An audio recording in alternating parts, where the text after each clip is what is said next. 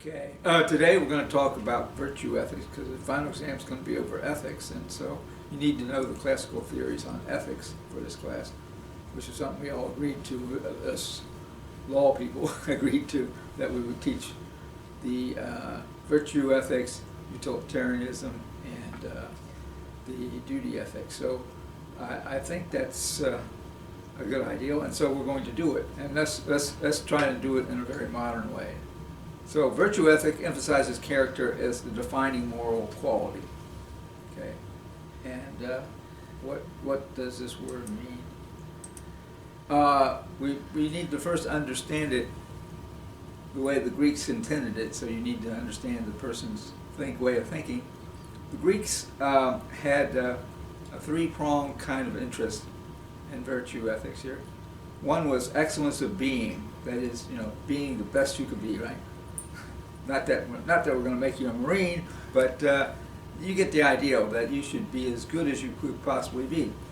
And a second idea of theirs was that whatever you're doing, you should operate with practical wisdom. So practical wisdom is one of the virtues, and the key virtue, actually, to understanding the Greek way of thinking about it, at least Aristotle's way of thinking about it. And the third important aspect of it is that what they're aiming at is our true happiness, our true success. Not necessarily materialist success, because not everybody's driven by materialism. For some people that might be what they're looking for, but other people oftentimes are looking for other kinds of success. And so you can get that true kind of success, that one that's genuine, the one that's authentic to you, the one that you want. And so these were the concepts. And so they talked about virtue ethics as a way to achieve that true happiness, which would be kind of a goal, right? And the means of it is by using your practical wisdom and being an excellent person. Okay, so virtue ethics dominated Western society, the Western world. The philosophy of Aristotle and Plato dominated up until the Enlightenment. And maybe it still dominates because we constantly talk about character. And I believe character was an issue in the 2016 presidency, wasn't it? I think it was an issue in this last presidency too. But, people's vision may have changed somewhat. Maybe they didn't. Anyway, and so to be virtuous is to have a particular mindset. Honesty is no virtue if done for evil intent or to harm others. So you see this guy on TV and he's selling cars and he's calling himself Honest Dan. Come on, Dan, Honest Dan will give you the best deal. Well, is he really honest? Maybe he is, maybe he isn't. That's a lot, but he may just be adopting that as a pose, as a way of getting people to trust him and getting them to buy from him. And so to be truly honest really happens up here in the mind. We can't necessarily see what's in a person's mind, but we can see how they behave, and we can make presumptions. It could be wrong too. Even the good-natured need instruction. Some may be inclined to do good by their nature. That's some people would say that's genetic. Others would say, well, it's more complicated than that. But some people maybe are more easily good because they don't have the kind of defects that causes them to get into trouble.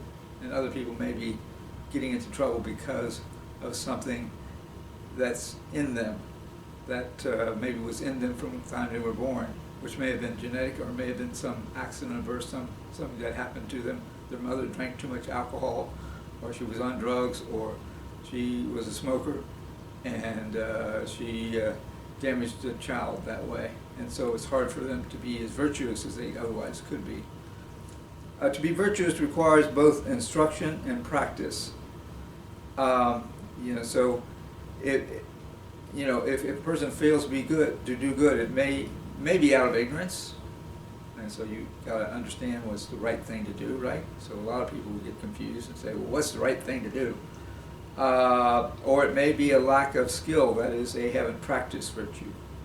As a matter of fact, in some families, in some neighborhoods, they may be practicing the opposite because of the peer groups that they're in.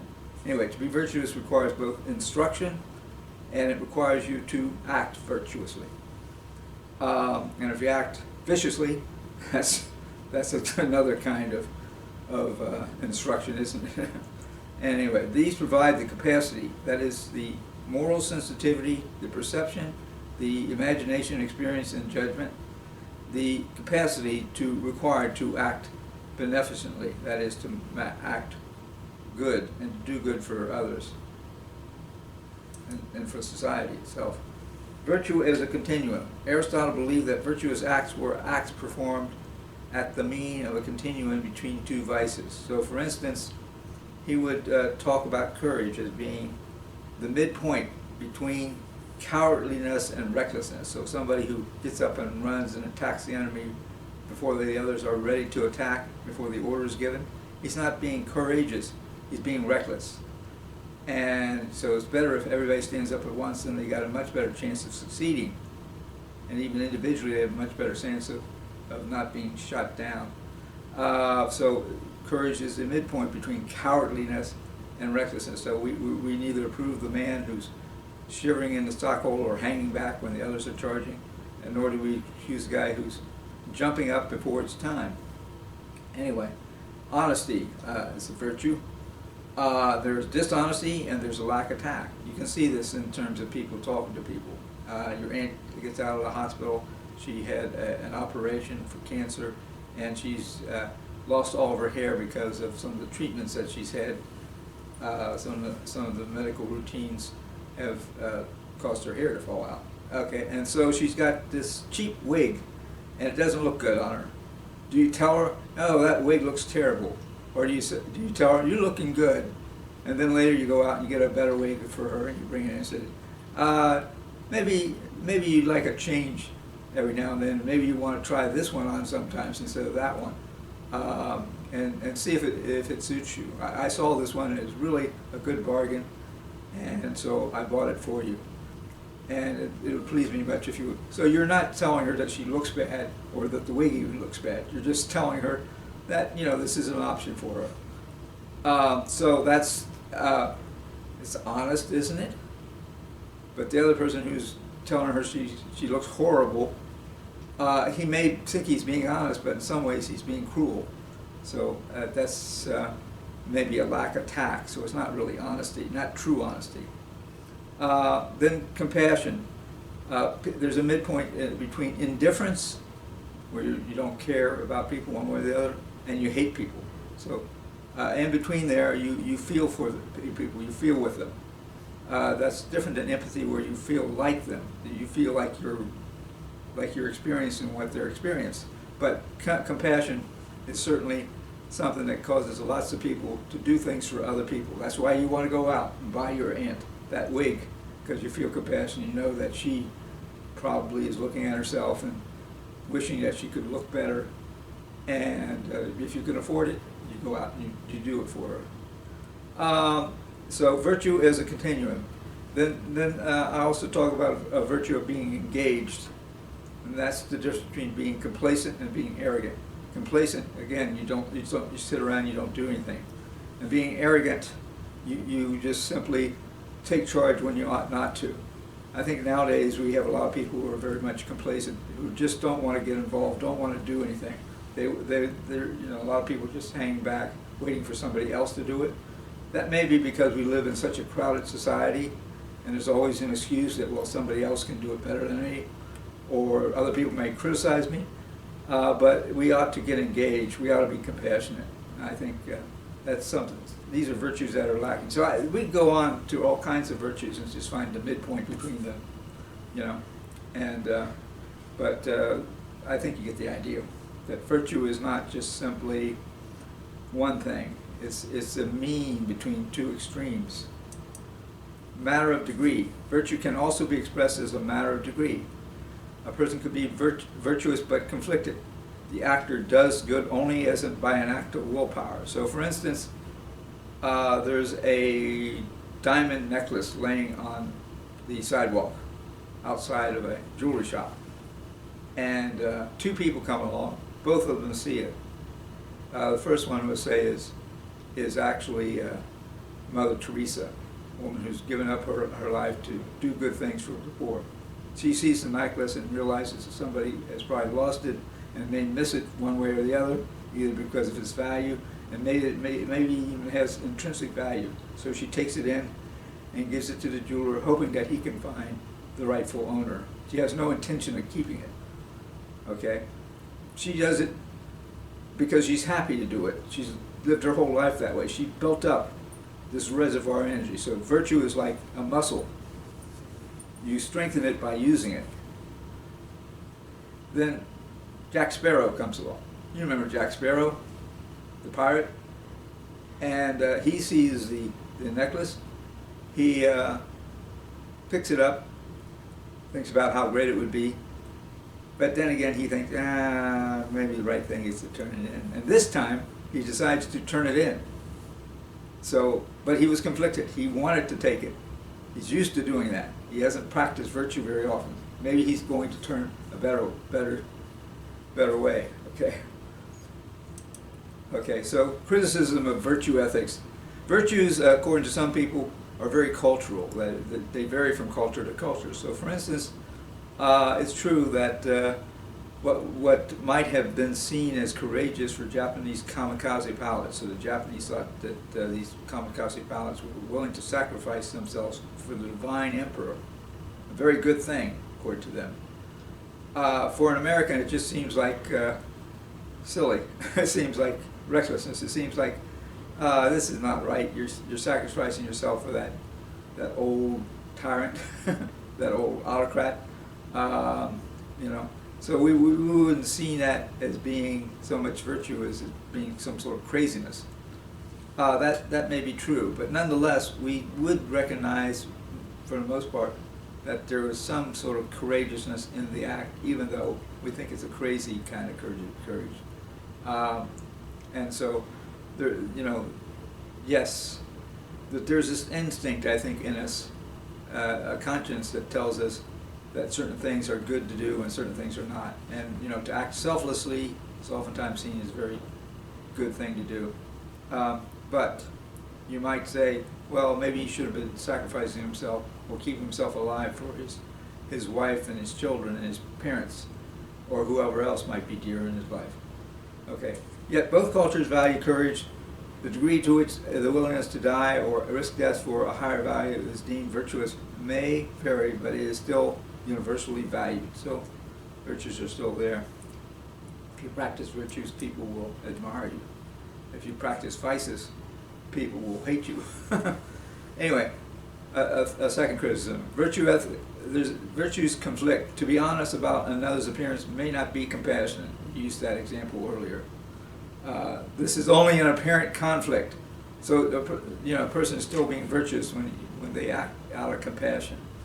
Under certain circumstances, being tactless is not being honest, while in other cases, being indifferent to another's need to know is not being compassionate. There may be times when you need to tell somebody a hard truth. Your aunt in the hospital is not one of them, and the doctors will not. The doctors will even lie to people about their conditions because they don't want their patients having emotional baggage that's going to hinder their recovery. So there's a time and a place for tough honesty, tough love. There's a time and a place. There may be a time for it. I think that it's very rare that there is a place for it. But mostly what a lot of people need is compassion, encouragement, and not to be diminished. I mean, a lot of the failures in the world, I believe, happen because of anxiety with people. Anyway, the virtuous seek the appropriate mean in their actions. So that's what you can see how Aristotle came to the conclusion that it was not one thing or the other, that it was a mean. People have to act. You go see your aunt. You got to say something to her, right? When you're going to show there and just stare at her, you're not going to do that. You're going to say something. But what are you going to say? Isn't it nice to say to her a lovely lie that she's seems to be recovering well, and you're looking forward to taking her to dinner in the future, and whatever else you might say to cheer her up, and to do something, to bring something along to give to her that might cheer her up. That would be especially touching, especially if you know what it is she likes and you bring that. So it's only an apparent criticism to say that this is not a virtue when the person's acting in that way. The virtuous seek the appropriate meaning in the actions. Say the same thing again. Determining what is a virtue. Response: there is mounting scientific evidence supporting the ancient Greek ethical belief in the sociability of man. We're social animals. We're like, there are lots of herd animals, and we travel in groups usually. Yes, there are people who are, hermits. Some people want that, but for the most part, most people want, most of their life want to be around other people. And even the hermits sometimes want to come down out of the mountains and talk to people. And so there's mounting evidence that we are sociable. The universality of such virtues as honesty, courage, compassion is both evidence of sociability and of the values of certain characteristics into any society. So these virtues help maintain our society. If we are honest, if we have courage, if we exhibit courage, if we inspire others by our exhibition of courage, if we, show compassion and empathy for others, it's very inspiring for others and lifts their boost. So just giving a person a hug can be wonderful, and it'll do you good too. Anyway, values of certain characteristics. We derive our virtues from the natural needs of a civilized society.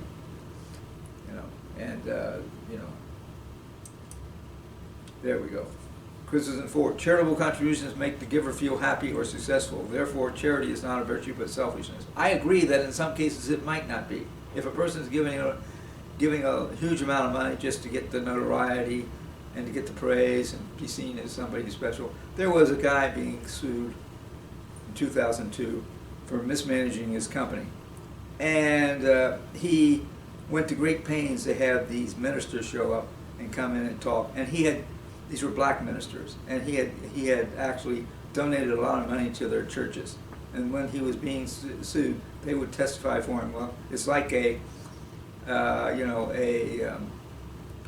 like they were treating him like they did, black people after the war. That it was just kind of like awful what the way they were treating him. It's like they were singling him out for this kind of thing. And that wasn't it. They were prosecuting him because he had robbed money from millions of people, and this gets lost. And he got off, amazingly enough. The only one in the so-called Enron conspiracy cases. I mean, Enron was one company, but there were other companies. This was a different company. It wasn't Enron. But, there were other companies that had been mismanaged, and 30 such ones were really in bankruptcy, meaning that people who had invested huge amounts of money in these companies had lost huge amounts of money. And 1/3 of the market was actually, had to issue, 1/3 of the companies trading on the New York Stock Exchange had to issue restatements because they had overstated their income sometimes for as much as 10, 11 years. I think Enron was 10 or 11 years that it had been lying about how much money it was making, which caused people to pay more and more money. And so at the end it was selling somewhere in the 80s, maybe $89 a share. And then it went down to 40 cents a share, 10 cents a share, if you could find somebody who would buy it. So true happiness and real success are not tied to materialism or pride. Genuine happiness and success arise only after our selfish desires are extinguished. Admittedly, not all of us can achieve this level of excellence. Yes, it's difficult to find ourselves. I mean, most of us live our lives very desperately desiring something that we can't get. Maybe something that if we actually got it, we would find out it's really not really something we want even. Okay, but that happens. So what's true success, I think, is accepting yourself for who you are, and accepting what it is that you can get out of life, and being happy with the good things that you have, rather than dwelling on the things that you didn't get. Admittedly, not all of us can achieve that level of happiness. Reciprocity. A special quality of man is his natural instinct to behave reciprocally. This reciprocity is the basis for the great cooperative effort which is civilizations. communities that foster virtues such as trust, courage, or candor, and candor flourish. So some of the reciprocity is charitable. Some of it is just bargaining. Either way, it's a good trait. Healthy environment. The reciprocity, that tendency that we have does not program us to automatically share. So we don't automatically share things, right? You know. However, it can be triggered by the right environment. A child who grows up in a certain environment is more likely to be caring about others and empathetic than a child growing up in a different environment.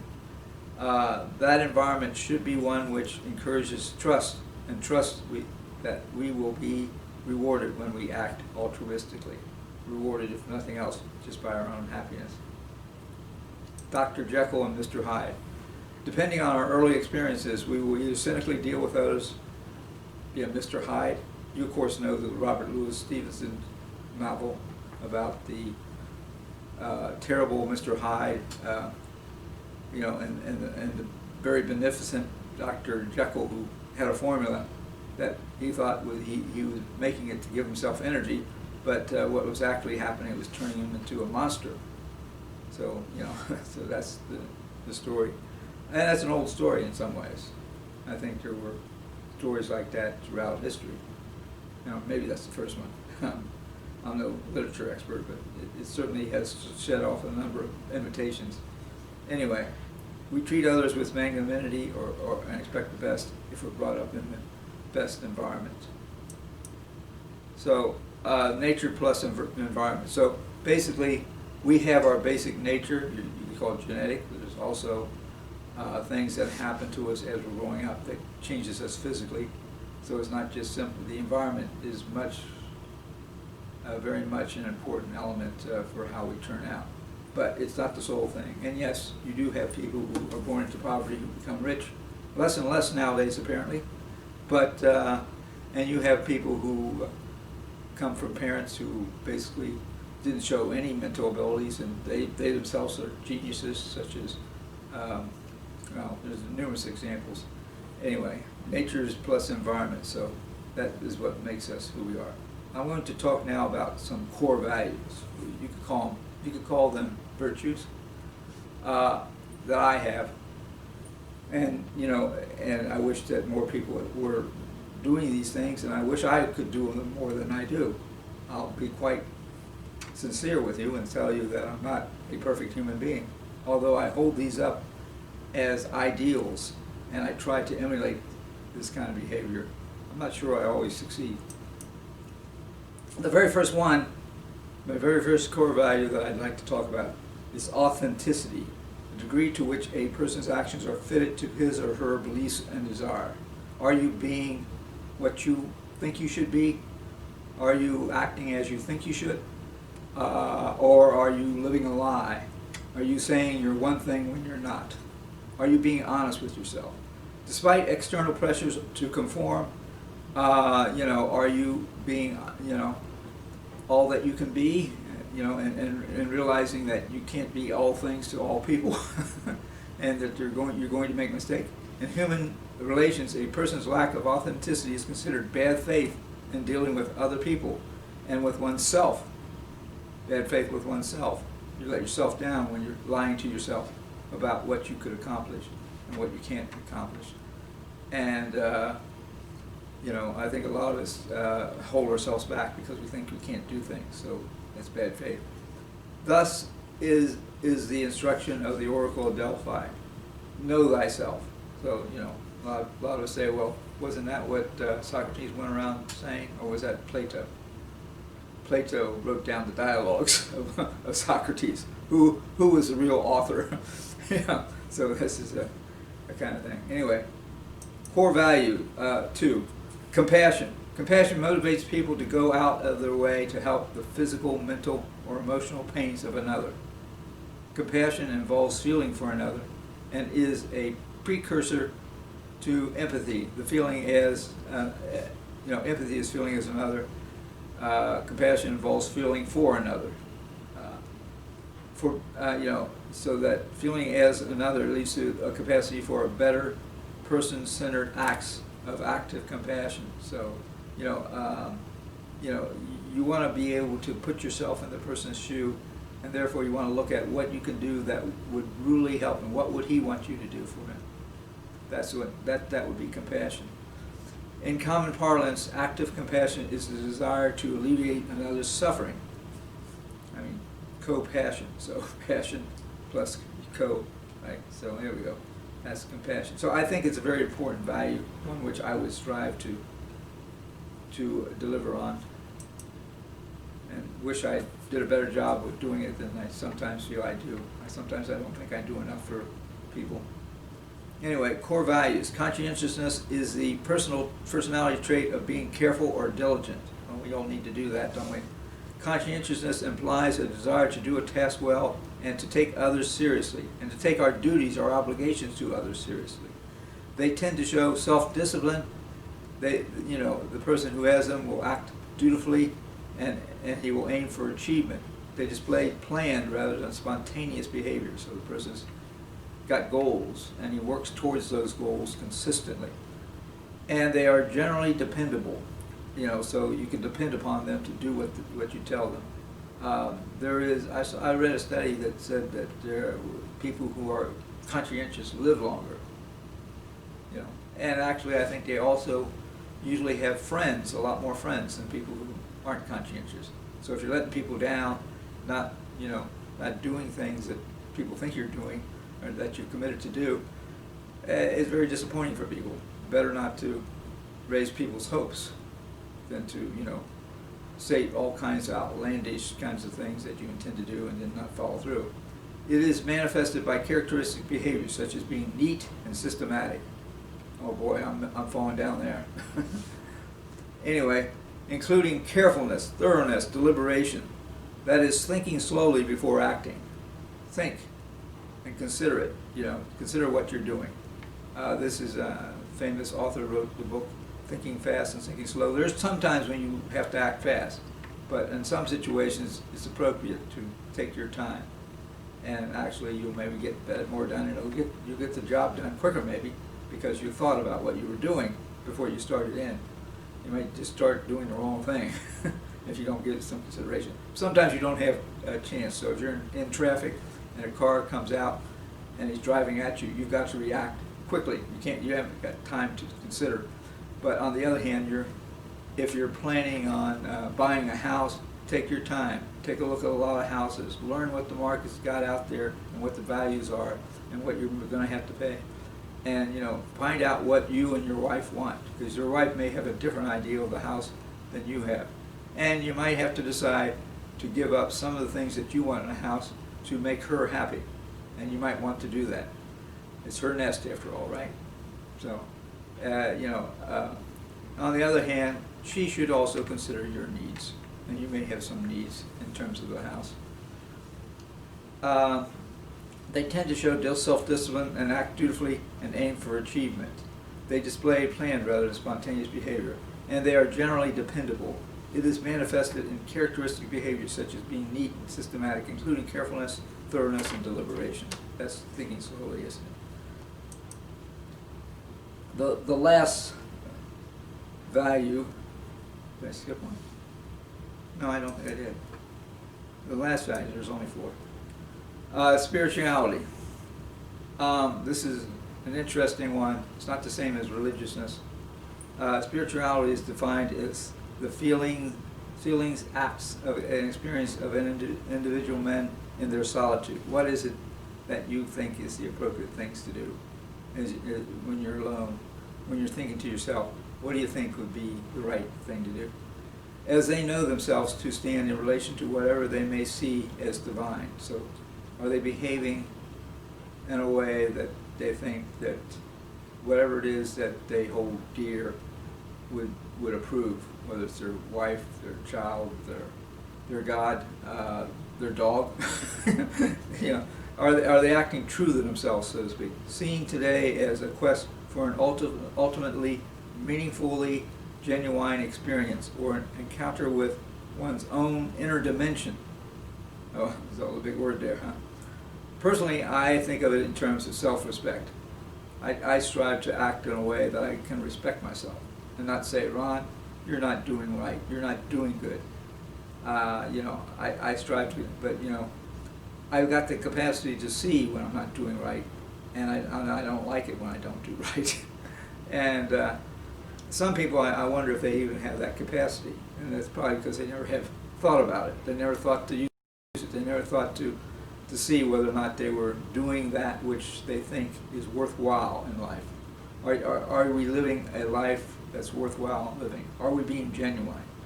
Are we being conscientious? Are we being compassionate? Look at all those.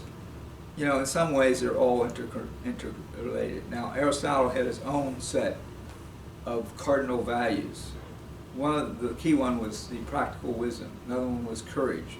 And by that he meant courage in social relationships too. In other words, saying things even though other people may not approve.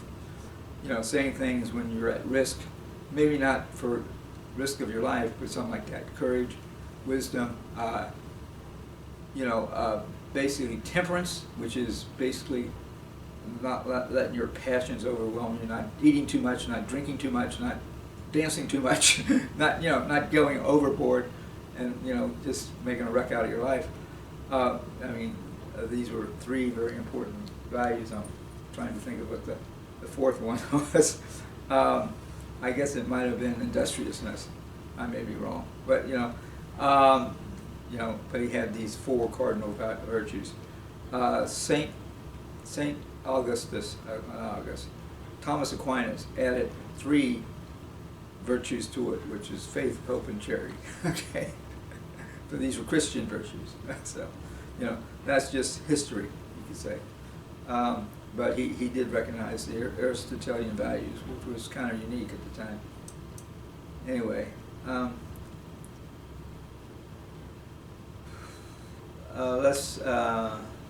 got some other things here I want to talk about.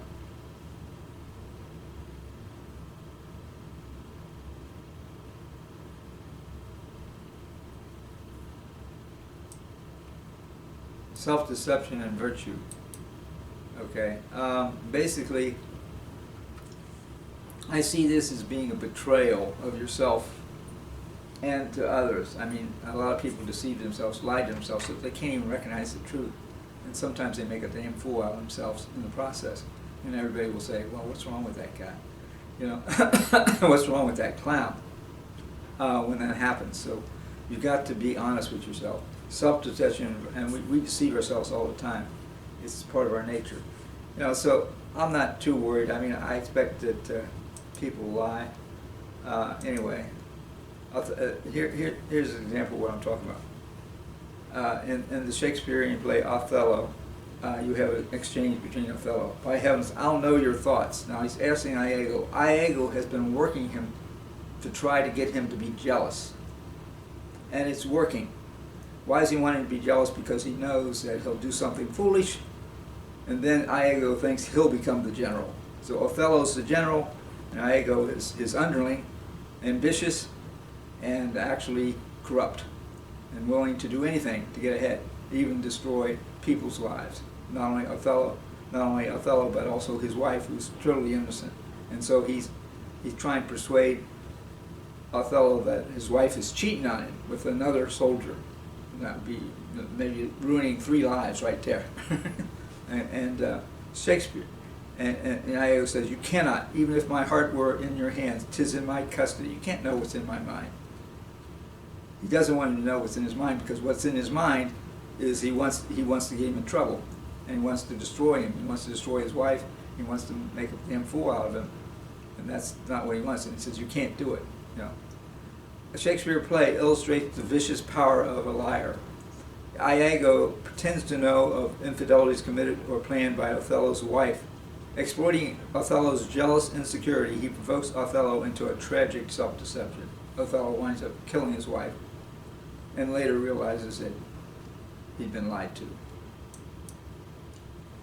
Anyway, a scientific definition of lying. Okay, so Paul Ekman is a man who studied lies. And he says, Paul Ekman says, lies are everywhere. He says everybody lies. And he says the only difference is maybe what people lie about. Some people lie in order to take advantage of others. Other people might lie, so-called white lies, to help people out. And we're none of us angels, so some of us will do some of the bad lying some of the time, and hopefully we don't do all the bad lying all the time. Okay, but I think there are some that do. We succumb to the lies for two reasons. There's a deliberate, he gives this definition of lie. A lie is a deliberate choice to mislead a target. So if you're not trying to mislead anybody, then you're not committing a lie, even though you might not tell the truth. It's because you're telling a lie, you're telling a falsity, because you don't know what the truth is, maybe. And that might be foolish on your part. You might not have been acting with practical wisdom. So Othello goes in and accuses his wife of cheating on him, and he made he made that as a deliberate choice. And now the other aspect of a lie is that it's without any notification, without any justification. We succumb to lies for two reasons, he says. We really are misled and are manipulated. So sometimes people can be misled. You can talk people into doing foolish things sometimes. To avoid dissonance, we engage in self-deception. If there was somebody you respect and he lied to you, somebody who you rely upon, somebody who you need to rely upon, and they lie to you, it's very easy that you're going to be very much wanting to believe that they wouldn't be lying, and therefore that's a kind of dissonance arises where you become very uncomfortable with what they're telling you, and you have to decide whether they're lying or whether or not what they're saying is true. And so you're in a very difficult position. So when you're in that, you might just make a mistake of believing the wrong thing. So Othello should have been able to rely upon Iago. He was his second in command. He was his lieutenant. So he should have been able to rely on him, but he couldn't. And he was acting against his interests, and he couldn't see it. The millennial financial debacle. Late in 2001, December of 2001 actually, millions of investors and retirees lost huge sums as 1/3 of the nation's large publicly traded companies restated their income for the previous decade before some revealing insolvencies. So we're talking about Enron here. So they misled these investors, and these investors poured money after money into the Enron company, bidding up its stock to, very rapidly at a record rate, and then they were just totally destroyed. And they should have been able to trust it. After all, the officers of a company work for the owners, who are the shareholders. They work for the public at large, who's going to invest in their company, and they're misleading them. A glaring example of the cause is illustrated by Enron, whose CFO, in order to preserve the stock price, had created the appearance of profits for the mismanaged company. So he cooked the books, and he wasn't the only one involved in it. He got others to go along with it, and some of them were maybe not as sharp, or some of them did question him, but he would overcome their questioning and say, "Oh well, Skilling's okay with this," and so just act like that. And they were all being rewarded huge amounts of money. And they were all led to believe that Enron was a successful company making millions of dollars. They also believed that, and it was all lies. Some of them, like Sharon Watkins, were in the know enough and were smart enough to recognize that it was all lies. And so she actually winds up reluctantly becoming a whistleblower, unintentionally becoming a whistleblower. Anyway, did the CFO deceive himself? I don't think in his case he deceived himself. I think he knew. I think Skilling knew that they were deceiving people. I think Ken Lay knew. Whether they wanted to admit it to or not, I don't know. But Skilling left at a certain point, and if he had not come back, he would have been able to keep all of his ill-gotten gains. But how about Skilling's bosses? Ken Lay. Was he deceiving him? Was Lay easily deceived because he wanted to believe that he had created this really terrific company with the help of Jeff Skilling and Andy Fastow? Did they really want to believe that Andy Fastow was able to generate these kinds of money? Did the CFO deceive the public? Definitely, in a big way. And it's understandable. The public is not on the inside; they don't know. But on the inside, people should have known. A lot of them continue. Even some employees continue to hold the shares when they should have sold it clearly.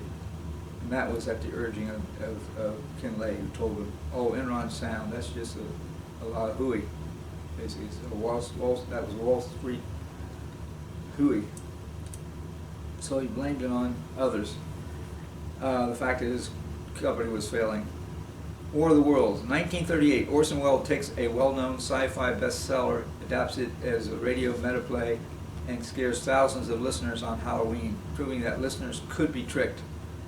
1949. Leonardo Paez reproduced the Welles play in Quito, Ecuador. When the crowd learned about the deception and panic ensued. The panic turned into a riot and 6 people were killed. So these are terrible results from lying. And they actually stormed the radio station, so the people who put on the play were at risk of their life. And it just simply was thought of by them as a prank. So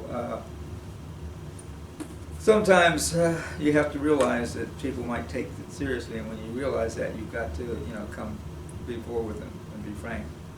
The Be Happy Attitudes by Robert Schuller. Attitudes are more important than facts, attributed by Carl Menninger.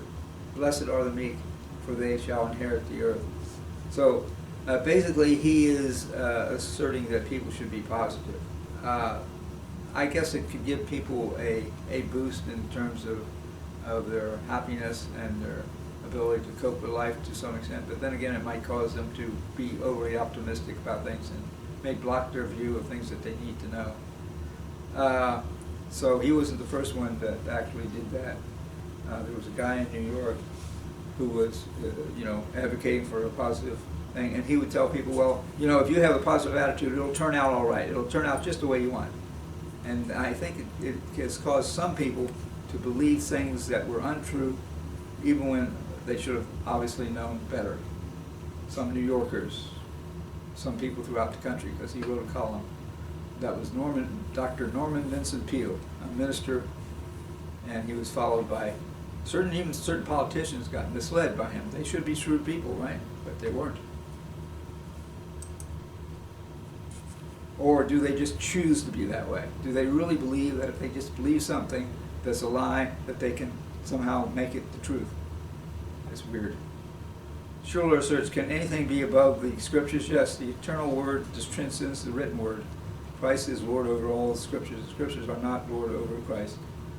So at the BDM website asserts, Schuller has adopted the method of separating the spiritual word from the written word, opening a door to spiritualizing or neglecting whatever he desires. So I guess that's the trouble with even that kind of approach. I'm not for, I can understand why people do it, but it's very dangerous actually. Warren Lang. Dulce et decorum est. Gas, gas, quick boys, ecstasy of fumbling. This is a poem. Gas, gas, quick boys, an ecstasy of fumbling, fitting the clumsy helmets just in time. But someone still yet was out, yelling out, and stumbling and floundering, like a man in fire or a lion.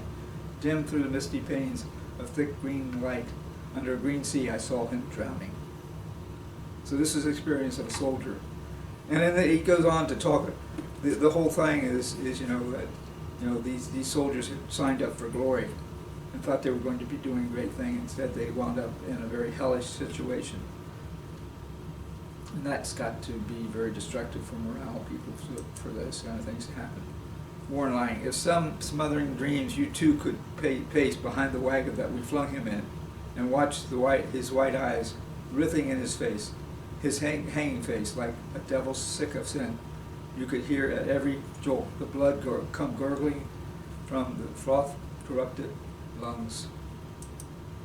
Obscene as cancer, bitterest the cold, of vow incurable sores on innocent tongues. My friend, you would not tell with such high zest to the children ardent for some desperate glory, the old lie, dulce et decorum est, pro patria mori. It is good and just to die for your country is a translation of those words. is good and right, and you should die for your country.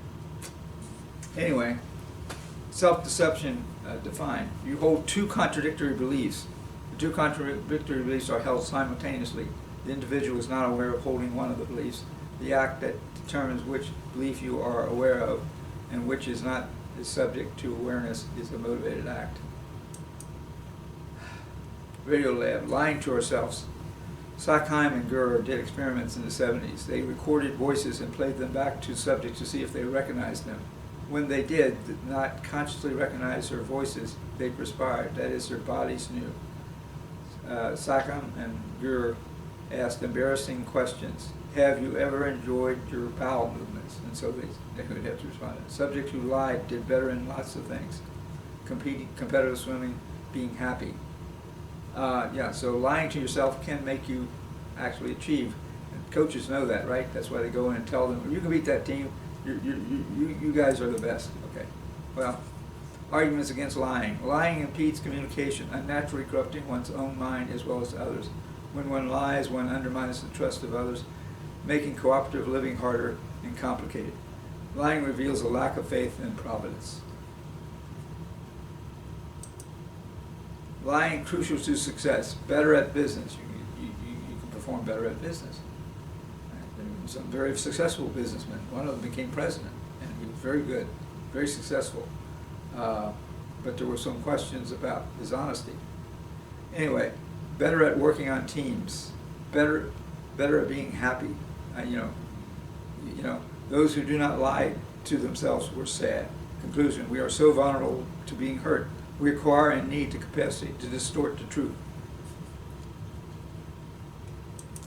So I see this as, not being authentic, not being genuine, not being compassionate to perpetrate lies. I mean, I did use the example of telling your aunt a lie, but only when you're doing it for all the right reasons and you know the consequences of what you're doing.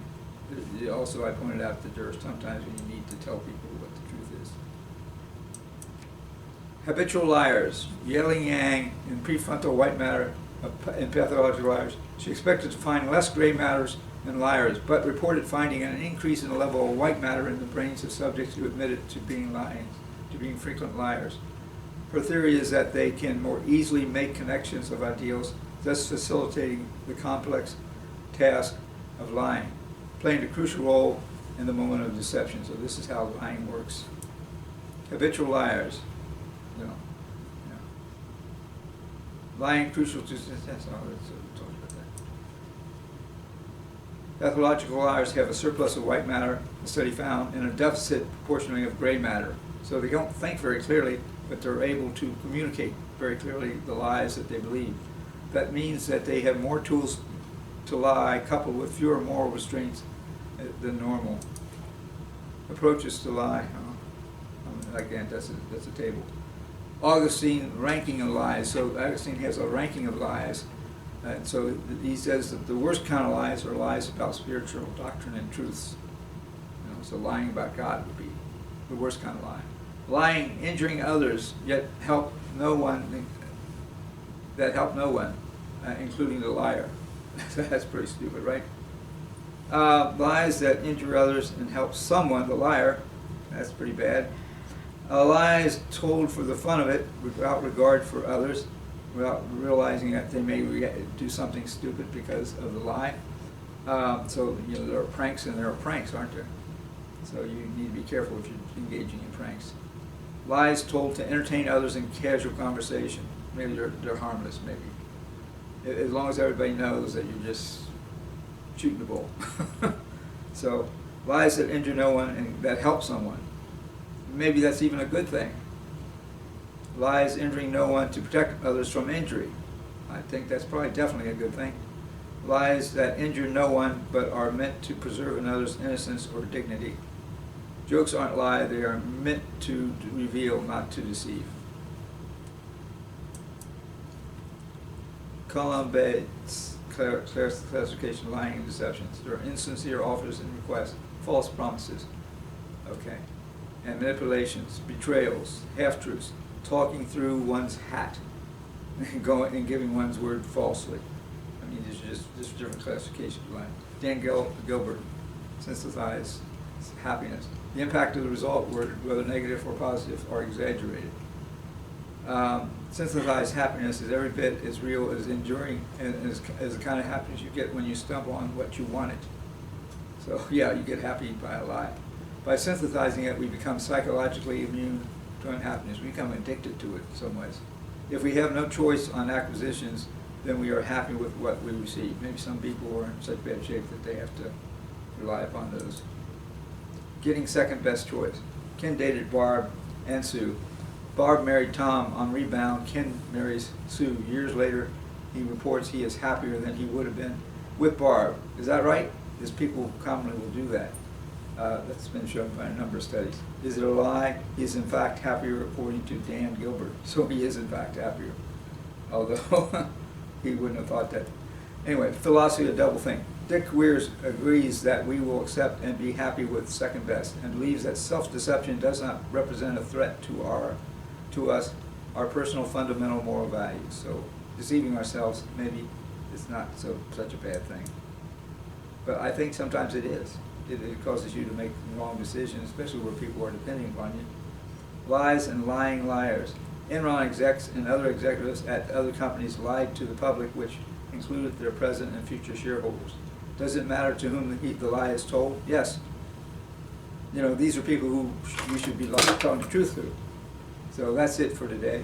Thank you. If you should also, I would like to mention that there are other people you should be telling the truth to. Those who are closest to you, your family, your wife, your daughter, your son, your sister, your aunts, your uncles, your grandfathers, your cousins, and your close friends. You should all be telling the truth, and you should tell your boss the truth. And people who are under you should tell them the truth when they need to know it. They need to know certain things, and they're relying upon you to do that, and they're trusting you to do that. That's why they're working for you. And so you should do that. So it certainly does matter who you're telling the truth to. Thank you very much.